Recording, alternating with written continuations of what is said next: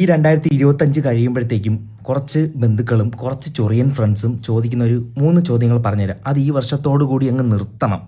Okay. 1, ജോലി ആവാത്തൻ്റെ അടുത്ത് നിന്നിട്ട് ജോലിയായോ എന്ന് ചോദിക്കരുത്. 2, ജോലി ആയ ചെന്നിട്ട് ചോദിക്കും എത്രയുണ്ട് സാലറി, എത്രയുണ്ട് പാക്കേജ് എന്ന് ചോദിക്കരുത്. പിന്നെ നമ്മൾ ജോലി കിട്ടി സെറ്റായി, ലൈഫ് ഇങ്ങനെ സെറ്റായി നമ്മളൊന്ന് സക്സസ് ആവണം എന്ന് ആഗ്രഹിച്ച് അതിൻ്റെ പിറകെ പോകുമ്പോഴത്തേക്കും വന്നിട്ട് ചോദിക്കും ജോലിക്കായില്ലേ, കെട്ടണില്ലേ, പെണ്ണ് കിട്ടിയോ, ലൈന് സെറ്റായോ.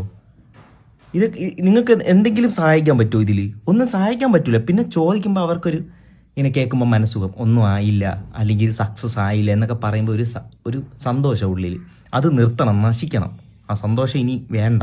ചോദിക്കരുത് ദയവ് ചെയ്ത് നമ്മുടെ അടുത്തൊക്കെ വന്ന്.